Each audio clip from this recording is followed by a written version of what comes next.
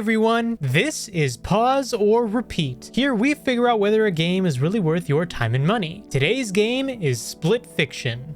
Split Fiction is the latest game from Hazelight Studios, the same studio that did It Takes Two. Just as in It Takes Two, this is another co-op adventure, but expectations are high after It Takes Two won Game of the Year at the Game Awards in 2021. So that being said, let's take a look at the gameplay and see if they made another great game. The gameplay of Split Fiction heavily focuses on the cooperative gameplay elements. Both players will have to collaborate together to solve puzzles, progress through platforming segments, and defeat enemies. The range of gameplay is fairly wide, ranging from fighting enemies with a sword or whip, to riding the back of a sandfish through a desert, or even simply finding apples to give to a hungry door. Despite the varied situations, each feels polished, and a lot of times pays homage by referencing pop culture or a trope of some kind. And why is the gameplay so varied? The answer lies in the story premise.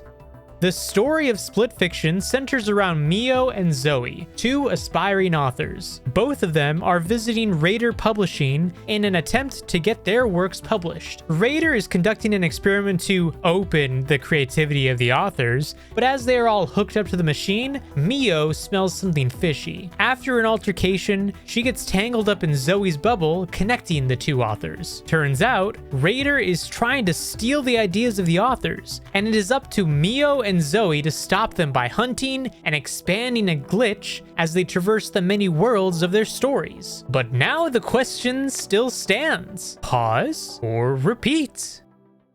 This game has so much variety in it. It's got more variety than some of those game shows, or maybe I should say more Yeah. talent shows, like, America's Got Talent or The X Factor. You see the craziest things on those. Well, Yeah. you'll see the craziest things in this game. That's pretty funny that you said that. It's like when you watch America's Got Talent and you see Steel Panther and you're like, what the hell is Steel Panther doing on America's Got Talent? We're trying to look for some genuine, real, people that are trying to expand in the scene. That's someone that's already made their success in the world of rock and roll. But man, you got to get ready for Split Fiction, the latest co-op adventure from Hazelight Studios, the same geniuses who made It Takes Two, and the game that may or may not have ended a few relationships. But this time, they're throwing two struggling writers into a creative crisis so bad, it becomes literal.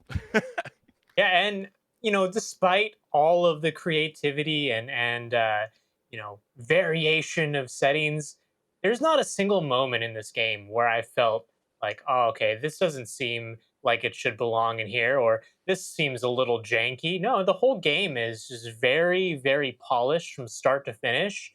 Yeah, it's maybe not gonna, break the boundaries of being controversial necessarily, but that's not the point. The whole point is to have a good, wholesome experience with a pretty nice story, actually, for what it's worth, between these two characters, Mio and Zoe, getting to know each other. But what did you think about the story, Chris? Yeah, it's two writers and one really bad publishing deal. You meet Mio and Zoe, two authors who couldn't be more different if they tried. Mio is a sci-fi writer who only cares about the cold hard cash, while Zoe is a fantasy fanatic desperately trying to prove to her family that writing is a real job. I mean, anybody that knows that wants to become in the entertainment business, some people might not understand the drive that it takes to sustain your success in this industry. And they show up at a publishing house expecting a book deal, but end up getting their creative ideas stolen by a shady corporation. Doesn't that kind of sound like the gaming industry right about now, Henrik? When it comes to this whole AI warfare that everybody's so much freaking out about, because clearly contracts and NDAs were too much effort. Instead, they're thrown into a simulation filled with their own creations where the only way out is to survive each other's literary chaos. Yeah, and the dynamic between them, it starts off very hostile almost in a way, because they're two polar opposites. But over the course of the game, even after the course of maybe a couple chapters, they really start to bond with each other, and you see this great dynamic of friendship develop between them, where they're understanding each other, they're on the same page, sometimes almost literally, Yeah. depending on the setting of the game. Hmm. But yeah, it's a good time with the story, and yeah, maybe the premise is a little cliche, and the villain is definitely cliche, but it never felt like it was taking away from the story, that it was hitting these cliche moments. You know, it was playing into it. Well, It I was think owning up to it. the character development is awesome. Now, Yes. if they want to escape with their brains and egos intact, they'll have to work together. And doesn't that how you feel when you're playing those couch co-op kind of gameplay? I mean, you pretty much are embracing their personality as you're getting pissed off even with your own side partner right next to you. Yeah. And despite their aggressively clashing personalities, you might get a sense of that too. And Mio, the no nonsense cyberpunk realist, suddenly finds herself wielding laser swords, controlling drones with high tech exosuits, and dual wielding blasters like she's starring in her own blockbuster action movie. Meanwhile, Zoe, the fantasy dreamer, gets to shapeshift, fly around with the mystical kite, and ride dragons into battle, all while internally screaming at Mio for not appreciating the magic of storytelling. There's a lot of Yeah. quirkiness in this game. And you have those two examples. They're so wildly different of examples. Cyberpunk versus fantasy, Yeah. essentially.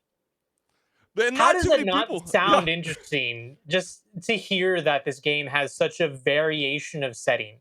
Like what is going on here? And that really is what drove me to be so interested in this game in the first place, is seeing that there's so many different settings that these characters go into.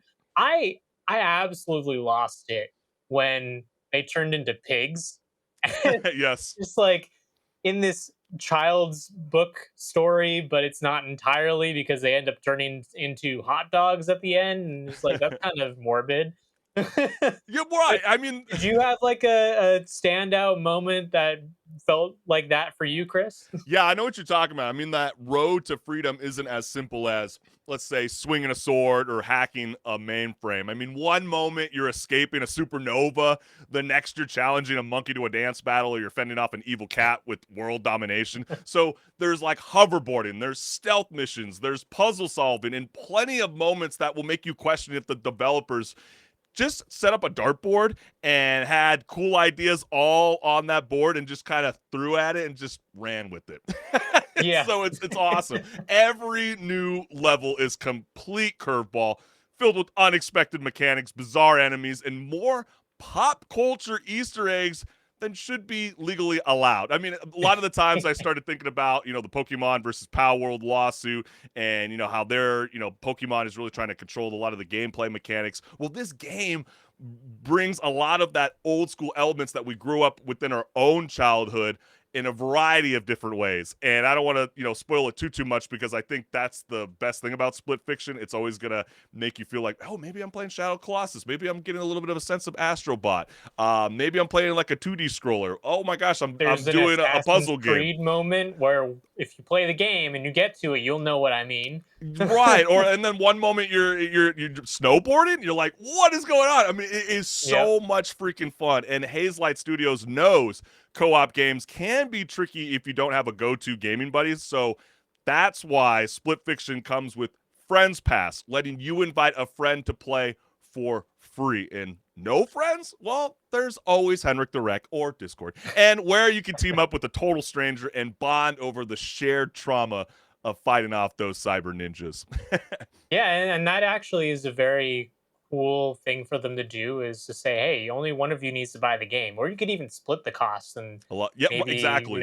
go in on it with someone that you think you'd have a good time with.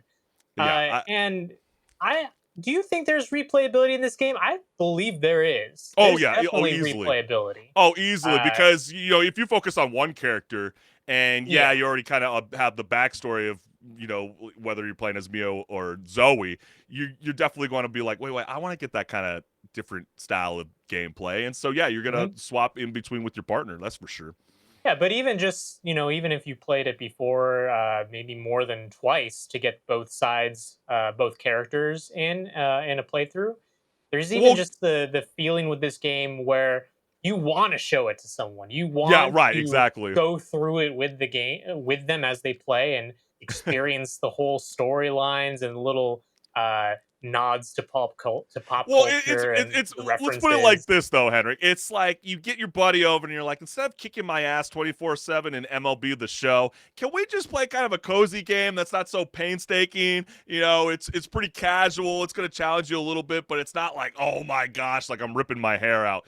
Yeah. So, like for me, like and to you, the gamers, if you're ready to juggle laser swords and magic spells while outrunning a cybernetic parking attendant with anger issues, Split Fiction is calling your name. So grab a friend, embrace the madness, and prepare for a co-op adventure so wild even the characters don't know what's coming next. So if you're gonna So ask me right away, is this you saying that it's a repeat, Chris? absolutely, it's a repeat, and I'm gonna go as far as like, gosh, it feels like banger after banger after banger. I am so amazed in the first 3 months we have so many great, games that are up there that I believe could be game of the year, and I would not be surprised if this takes on that charge. And you're definitely going to want to play this game. What are you waiting for? It's a repeat. What about you, Henrik?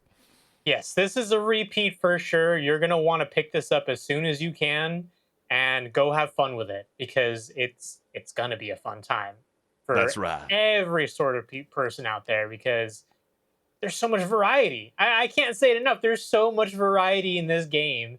It's almost like it's built for just about anyone, but also knows exactly how to make people enjoy the settings, even if they didn't feel like they felt they would enjoy it. So it's Yeah, a I mean, repeat for sure. yes, immersive storytelling told so well in the grand scale Yes. of video games.